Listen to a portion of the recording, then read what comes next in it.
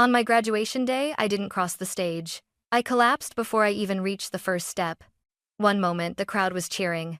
The next, the world twisted sideways, and I hit the ground with my cap rolling away like it was trying to escape the scene before I could. When I opened my eyes, harsh hospital lights burned above me. My gown was still on. My hands were trembling, and the doctor's voice cut through everything like a cold blade. "We called your parents, Victoria," but no one answered. No one came. While I lay there barely conscious, hooked to machines, my parents were out smiling in sunny photos, acting as if their daughter didn't just collapse in front of hundreds of people. Days later, still weak, my phone exploded with calls, 73 missed calls, all begging for the same thing. "Victoria, we need your help." But this time, I finally said no. I grew up in a house where love had rules, unspoken, uneven, and always tilted away from me. From the outside, we looked like the kind of family people envied. White fence, clean yard, smiling Christmas cards. But inside, I learned early that my worth came second, sometimes third, and often, not at all. My mother, Grace Hale, adored my younger brother Brandon like he was made of glass. "He's sensitive," she always said, smoothing his hair. "He needs extra care." And my father, Thomas, had a role prepared for me long before I understood it. "Victoria's the strong one," he'd announce proudly. But it never felt like praise, more like a sentence. Strong meant, help your brother. Strong meant, don't complain. Strong meant, swallow everything and smile anyway. I remember being 8 years old when Brandon shattered Mom's favorite vase. He cried loud, dramatic, instant tears. I tried to explain, but Dad cut me off with a sigh. "Victoria, just take responsibility. Your brother can't handle stress like you can." That night, I swept broken glass alone while Brandon got extra dessert. Birthdays were the same story. His came with decorations, themed cakes, 20 screaming kids, and a rented bounce house. Mine? A small cake on a paper plate and a tired, "We'll celebrate properly next year, sweetheart." Next year never came. The worst memory, though, was the winter I caught a fever so high I couldn't lift my head. I lay on the couch shivering while my parents rushed around getting Brandon ready for his school talent show. "Be strong, Victoria," Mom said, slipping his costume into its garment bag. "We can't disappoint your brother." They left me alone in a dim living room, heater clicking in the background, shadows stretching across the walls. I stared at the front door, foolishly waiting for it to open again. It didn't. Maybe that was the night I first learned what collapsing felt like, only it didn't happen to my body back then. It happened somewhere quieter, deeper. By the time I left for college, I carried that lesson like extra weight in my luggage. If someone needed saving, it would always be me. If someone needed to be sacrificed, it would also always be me. I didn't know it then, but my childhood wasn't just shaping me. It was preparing me for the day I collapsed on stage. The day my parents finally proved exactly how little they ever intended to show up for me. Leaving home for college felt like stepping into air I could finally breathe. Ohio wasn't glamorous, and my dorm was tiny, but it was mine. No Brandon slamming doors, no mother assigning me emotional chores, no father reminding me I was the strong one. For the first time, I woke up in a world that didn't ask anything from me, or so I thought. I worked 2 jobs to cover my tuition and rent morning shifts at the campus cafe, night shifts at the hospital, as a patient care assistant. It was exhausting, but it was my exhaustion, not something inherited or assigned. And in Ohio, people actually saw me. There was Nina Carter, my loud, sarcastic coworker who shoved sandwiches into my hands when I skipped meals. "Eat, Vic. You're human, not a rechargeable battery." And Elliot Brooks, the guy in my anatomy class who carried 2 extra pens because, as he claimed, Victoria's always losing hers. They weren't my family, but for the first time I understood how support was supposed to feel. Offered, not demanded. But my past had a long reach. The first time my mom called asking for money, I was sorting lab supplies. She didn't even say hello. "Victoria, the electric bill is late. Your father's hours got cut. Can you cover it?" I hesitated. 2 seconds. Long enough for her voice to sharpen. "Don't start, Victoria. Your brother is stressed enough. We're counting on you." My stomach twisted. The leash had found me even 3 states away. I transferred the money. The next week it was Brandon's car repair. Then a credit card payment. Then rent money because Brandon's roommate bailed. And two, every time I sent what I could, sometimes what I couldn't. Nina noticed before I did. "You're pale again," she said, handing me a protein bar. "You need to slow down." But slowing down meant bills. And bills meant calls from home. And calls from home meant guilt I had been trained to obey. One evening, during a cafeteria study session, my phone vibrated. A message from Mom. "Your brother needs $300 by tonight. He's anxious. Be a good sister." I stared at it for a full minute before locking my phone and sliding it face down on the table. Elliot watched me quietly. "Let me guess. Your family again?" I didn't answer, because I knew even as I sat in a new state, with new people, building a new life, the same old truth followed me like a shadow. I could leave home, but home never really left me. And somewhere inside me, beneath the long shifts and fake smiles, the cracks were starting. I just didn't know how deep they would go, or how close I already was to collapsing. Stress doesn't arrive like a storm. It creeps quiet, patient, invisible until one day you wake up and realize the ground beneath you has already split. For me, the cracks started small. The first time it happened, I was charting vitals at the hospital. My handwriting shook, actually shook like someone had nudged my elbow.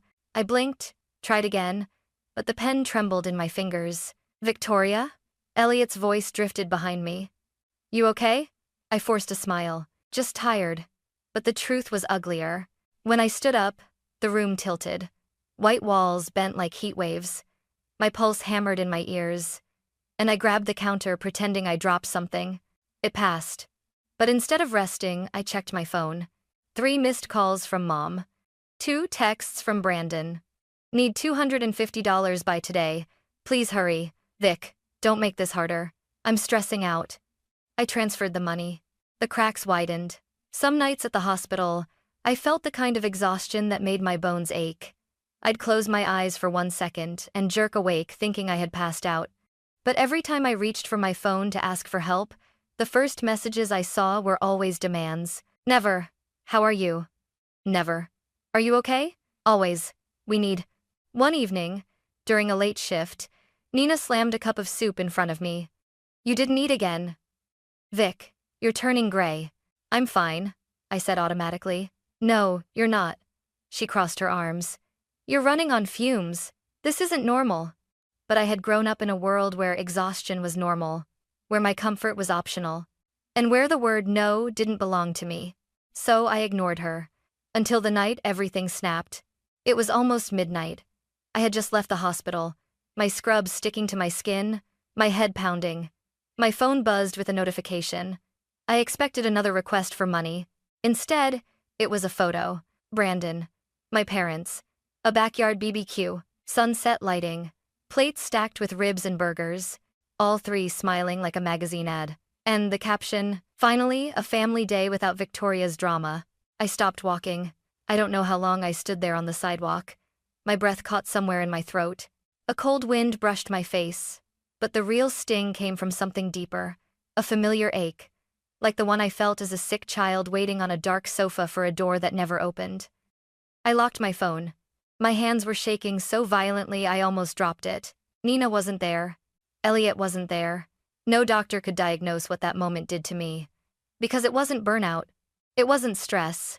It was the sound of a floorboard snapping inside my chest, a warning the collapse was coming. I just didn't know it would happen, in front of the entire world. Graduation morning looked perfect, bright sky, fluttering banners, crowds buzzing with excitement. A day meant for celebration, but inside I felt hollow. My hands trembled as I put on my cap. The mirror reflected a girl who looked like me, but faded, sunken eyes, pale lips, a stiffness in her posture that whispered, "Don't fall apart." I told myself it was nerves. It had to be. The campus lawn overflowed with families holding balloons and flowers. Mothers crying, fathers filming, siblings cheering. I scanned the crowd. Nothing. No Grace. No Thomas. No Brandon. I checked my phone. "Mom, traffic is terrible. We'll get there soon." "Dad, go ahead first. We'll catch up." I swallowed the ache rising in my throat. They promised. Just believe them. My row stood. Applause roared through the stadium. Students walked in single file toward the stage. I followed, each step heavier than the last. When the announcer called the name before mine, a sharp pain bloomed in my chest. My pulse sped up. The edges of my vision darkened. I inhaled sharply. Not now. Please, not now. Next, Victoria Hale. I stepped forward. The world didn't. The stage lights blurred into glowing halos. The ground tilted left, then right, as if the earth itself didn't want to hold me up anymore. I blinked hard once, twice, but the dizziness crashed over me like a wave. A ringing filled my ears. The sky dimmed. Faces melted into a swirl of colors. I felt my knees buckle. No, no, no. The whisper slipped out before I could stop it. Then everything dropped. A scream. Hands grabbing me. Voices overlapping. Call 911. She's unconscious. Move back. My body hit the grass, cold and unforgiving. I heard someone crying. I realized it was me. When I woke, antiseptic filled my nose. Beeping monitors surrounded me like a heartbeat I no longer trusted.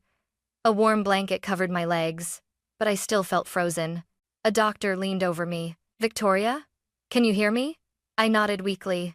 You collapsed from severe exhaustion, dehydration, elevated heart rate. Your body has been under extreme stress for a long time. His tone softened. You're lucky you didn't collapse alone. My throat tightened. I forced out the question even though I knew the answer would hurt. Did my parents come? The doctor hesitated long enough to tell me everything. We called them several times. A pause. No one arrived. Something inside me cracked, not loudly, but with a devastating quiet. The kind of break you don't notice until breathing hurts. Hours later, when the room dimmed and I could finally turn my head without feeling faint, I reached for my phone. One new message. Brandon had posted a photo. My parents smiling, laughing, plates piled with food. A sunny lakeside behind them. Caption. Great day with the family. No drama for once. They weren't stuck in traffic. They weren't rushing to me. They weren't thinking about me at all. They were celebrating. While I lay unconscious in a hospital gown, I stared at the photo until my tears blurred the screen. Not from sadness, but from clarity. My collapse didn't break me. Their absence did. And I didn't know it yet. But the real collapse, the one that would tear my life open, hadn't even begun. The hospital discharged me 2 days later. I walked out with shaky legs, a bag of medications, and a heaviness in my chest I couldn't name. The world looked the same, cars passing, people chatting.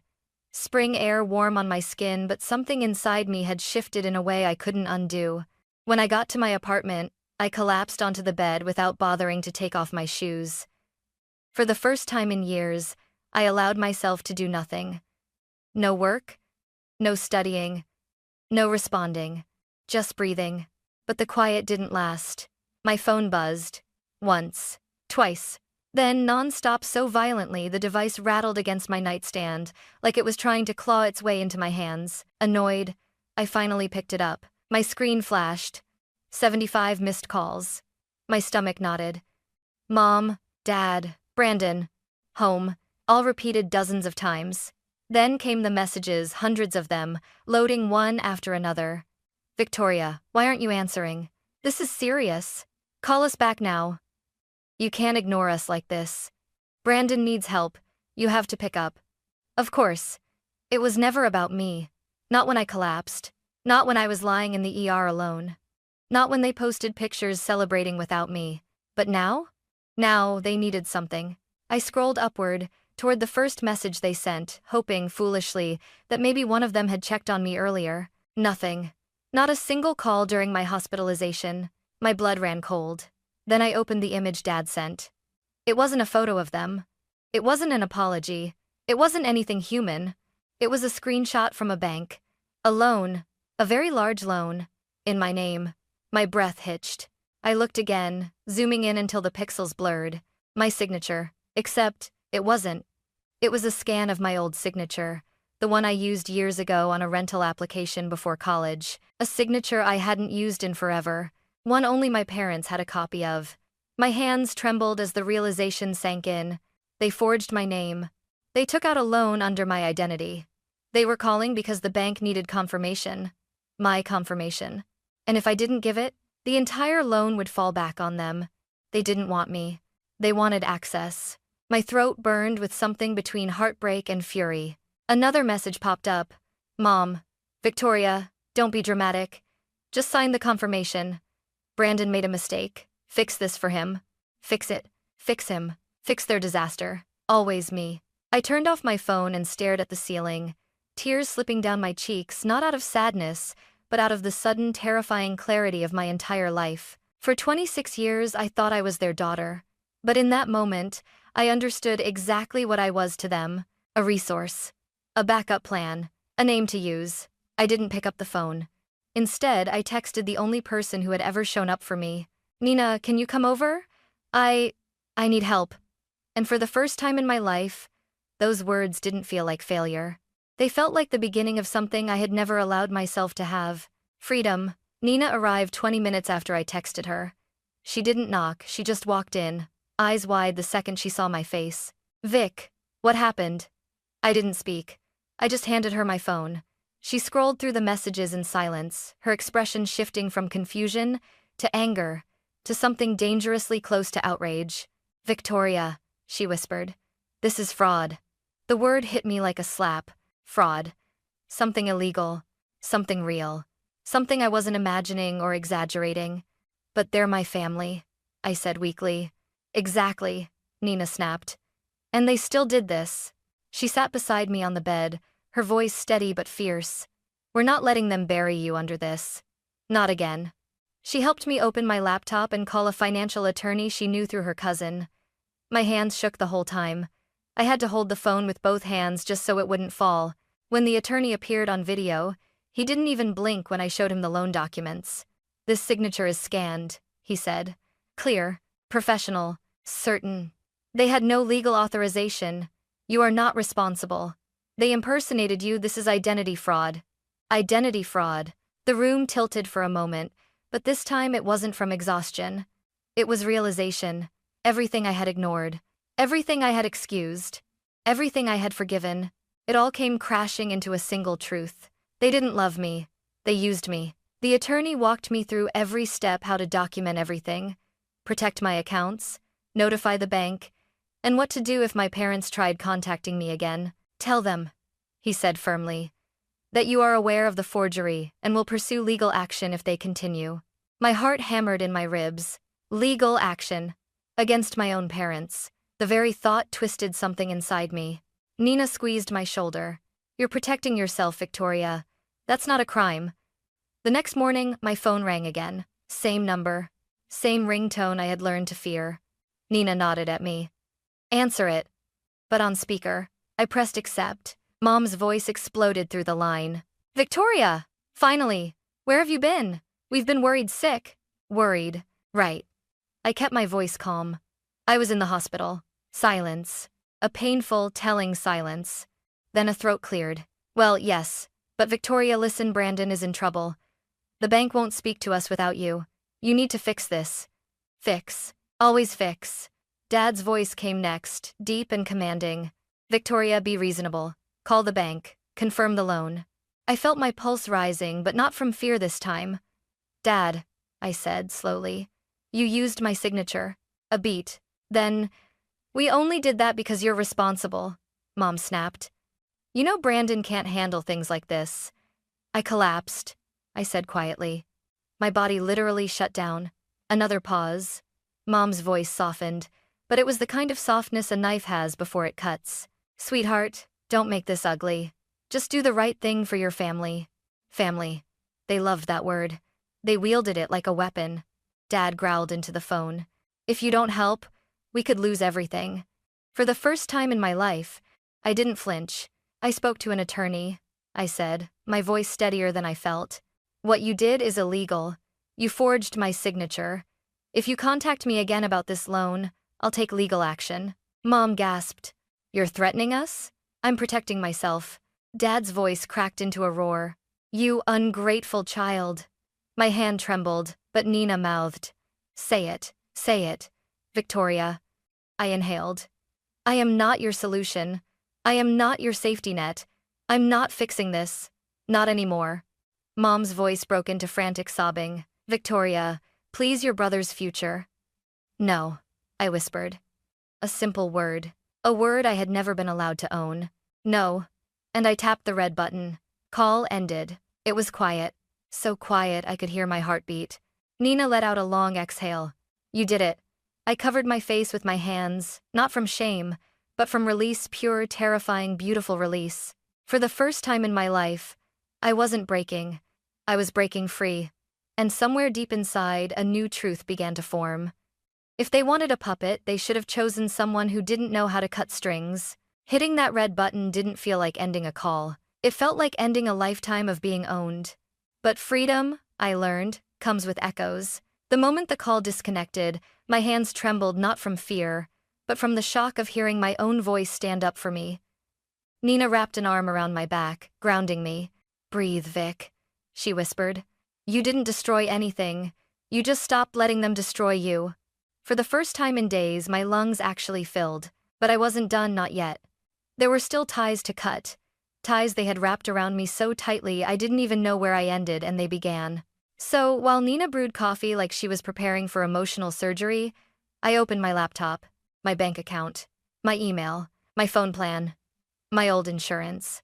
All the shared accounts I didn't realize they still had access to, and I began severing them one by one. First, I changed passwords. Then I removed backup numbers. Then I deauthorized every device with my parents' names attached. Every click was a liberation.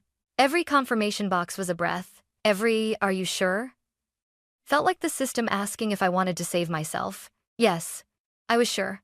By noon, I had removed myself from everything. Then came the hardest step, calling the bank.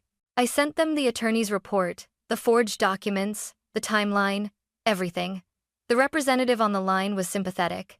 Miss Hale, we understand. You are not responsible for this loan. We will flag your account for fraud protection. Fraud protection. Protection from my own parents. When I hung up, Nina squeezed my shoulder proudly. That's it. They can't touch you anymore. But she was wrong. They could still try. My phone buzzed again, messages despite the call block. Unknown number. Victoria. Answer. We're desperate. Another. You're ruining this family. Another. You owe us this. After everything we've done for you. Everything they've done? I laughed, a small, humorless sound that hurt on the way out. Nina peeked over. Anonymous numbers? Yeah. She held out her hand. Give it here. I passed my phone. She blocked every message, every number, every loophole. Then she placed the phone back in my palm gently, like handing something fragile to someone learning how to hold it again. You get to choose who has access to you, she said. And today, you chose you. Later that evening, a text from my old neighbor, Mrs. Lowell, came through a number I didn't recognize at first. Your family is in chaos. Brandon is yelling at your father. Your mother is crying. They didn't expect you to walk away. I stared at that message for a long time. Once, I would have run back. Once, I would have apologized. Once, I would have paid, soothed, rescued, fixed. Now, I set my phone down, made myself a cup of tea, opened my window, let the breeze fill my apartment with something I had never truly felt before. Peace. I wasn't their solution anymore. I wasn't their possession. I wasn't their foundation to stand on. I had cut the chains. And somewhere deep inside, for the first time in my life, I felt something blooming, a future that finally belonged to me. Freedom didn't arrive like fireworks. It came quietly, like the first inhale after being underwater too long. The morning after I cut ties with my parents, sunlight spilled across my apartment floor in a way I had never noticed before.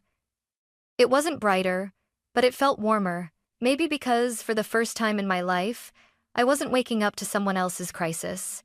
Just my breath, my space, my choice. I moved slowly that week on purpose.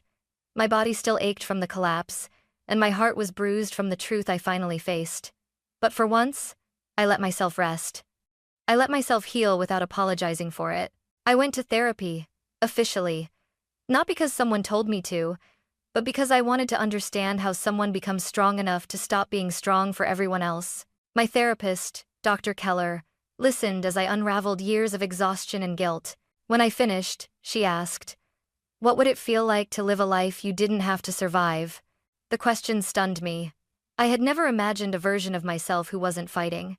I eventually moved into a small studio near the lake. Nothing fancy, but the morning light hit the walls in soft gold streaks, and somehow that made it feel like home in a way my childhood house never did. Elliot helped me carry boxes, pretending they were heavier than they were just to make me laugh. "You know," he said, "I think this might be the first time I've seen you look free." "Do I?" I asked. He nodded. "Yeah. You look like someone who finally remembers she has her own life." I didn't say it out loud, but he was right. For the first time, I wasn't waiting for my phone to explode with demands. I wasn't calculating how much money I had left after sending half home. I wasn't rehearsing the apology I'd learned to give before anyone even accused me of anything. I was just existing, and it felt beautiful. News of my family reached me through small channels, neighbors, mutual acquaintances, distant relatives. I never asked, but people told me anyway. The loan fell through. The bank stepped in. Brandon finally had to face consequences he'd avoided for years. Mom apparently cried for days. Dad shouted at everyone. They blamed each other, then blamed the bank, then blamed me. But their chaos didn't belong to me anymore. Their decisions weren't mine to fix. Their problems weren't mine to inherit. Their downfall wasn't mine to mourn. That burden, for the first time, stayed with them where it always should have been. One evening, as spring melted into early summer, I walked along the water, feeling the breeze lift strands of my hair. My heartbeat was steady. My chest felt open.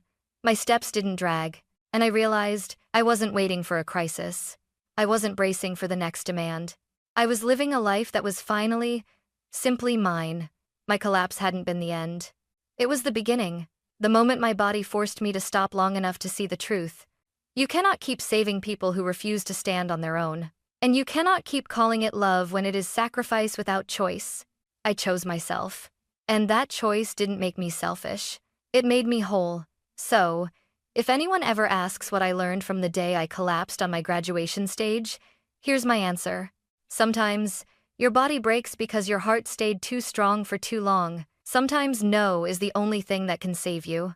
And sometimes the life you're meant to live only begins the moment you walk away.